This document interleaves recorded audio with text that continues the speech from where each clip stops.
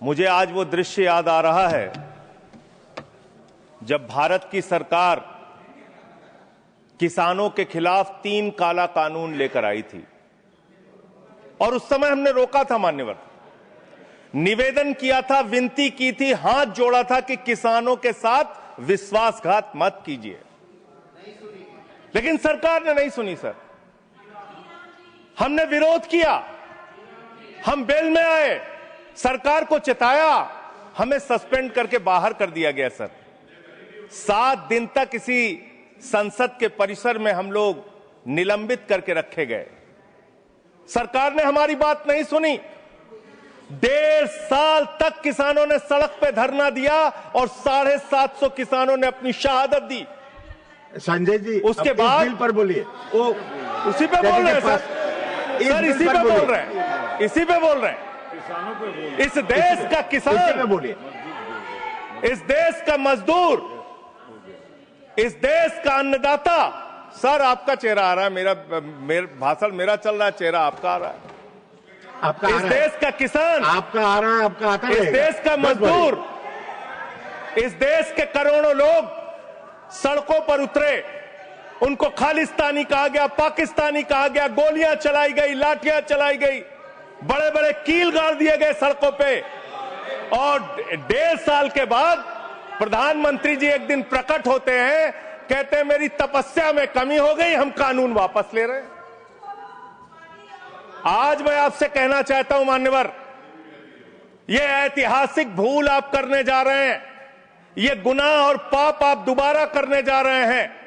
और इस काले कानून को पास करने के बाद इस देश का मजदूर सड़कों पे उतरेगा, इस देश का किसान सड़कों पे उतरेगा, इस देश का आम आदमी सड़कों पे उतरेगा, जिसके पेट और पीठ दोनों पे आप छुरा मारने का काम कर रहे हैं। यह मैं कहना चाहता हूं मान्यवर।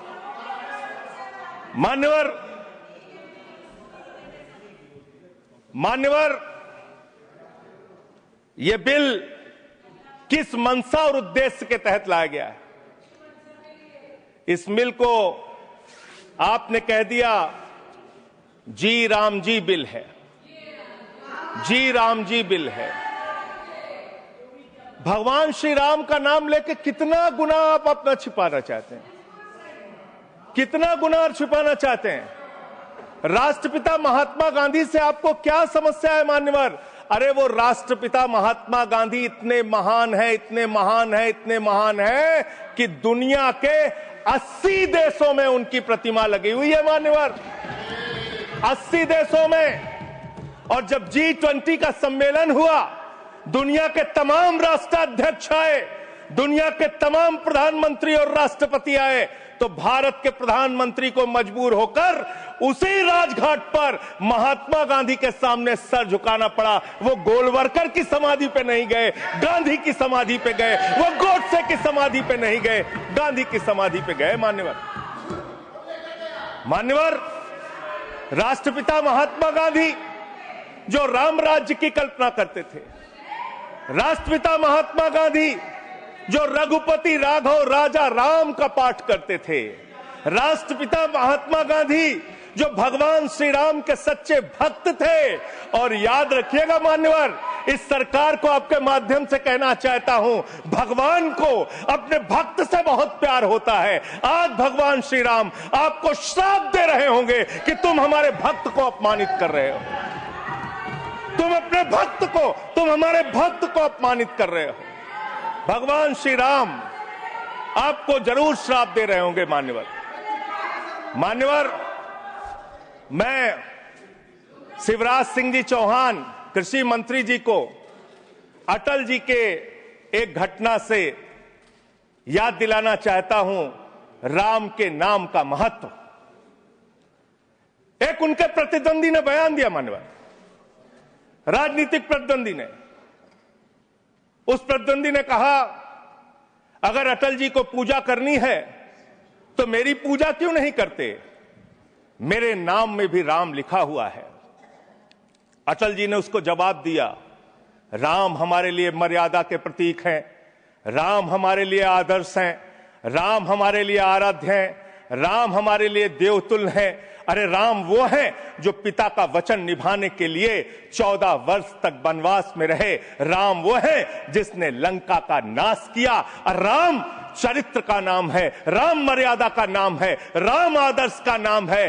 राम के नाम में चरित्र होना चाहिए, वरना तो हराम में भी राम लिखा हुआ है, वरना तो हराम में भी राम लिखा हुआ है। इसलिए राम का नाम लगा लेने मात्र से आपके गुनाह नहीं छिप जाएंगे। सुखराम नाम था ना मान्यवर, बेड के नीचे रुपया मिला था, बेड के नीचे रुपया मिला था। और मैं सोच रहा था कि जब क्या इस जी राम जी योजना से आप भगवान श्री राम का सम्मान कर रहे हैं या अपमान कर रहे हैं? आप भगवान श्री राम का सम्मान कर रहे हैं या उनको गली मोहल्ले गांवों में बदनाम कर रहे हैं? मैं पढ़ रहा था, एक खबर मिली, राजस्थान में मनरेगा योजना में 200 करोड़ का भ्रष्टाचार। मैंने पढ़ा गुजरात में 500 करोड़ रुपए का भ्रष्टाचार। ये सारे कागजात हैं। मैंने पढ़ा उत्तर प्रदेश में मनरेगा योजना में मजदूरों के नाम पे हजारों करोड़ का भ्रष्टाचार। हरियाणा में मान्य हजारों करोड़ का भ्रष्टाचार। सर योजना पे बोल रहा हूँ, सर योजना पे बोल रहा हूँ। सारा कागज चाहिए आपको, इनके भ्रष्टाचार का कागज चाहिए सर दे दूंगा, इनको दे दूंगा। लेकिन अब मैं सोच रहा था कि अब अगर चर्चा होगी तो क्या चर्चा होगी? लोग क्या कहेंगे? अरे भाजपाइयों ने जी राम जी योजना के तहत 1000 करोड़ का भ्रष्टाचार यूपी में कर लिया। अरे भाजपाइयों ने हरियाणा में 500 करोड़ रुपए का भ्रष्टाचार जी राम जी में कर लिया। अरे भाजपाइयों ने महाराष्ट्र में जी राम जी के नाम पे करोड़ों का भ्रष्टाचार कर लिया। हाइपोथेटिकल बात कर रहे हैं। भाजपाइयों ने गुजरात में तो क्या बोलूं सर? क्या आपत्ति है इनको सर? क्या बोलूं? जी राम जी ना बोलूं सर? अब तो गुजरात में सैकड़ों करोड़ का भ्रष्टाचार भाजपाइयों ने जी राम जी के नाम पे कर लिया।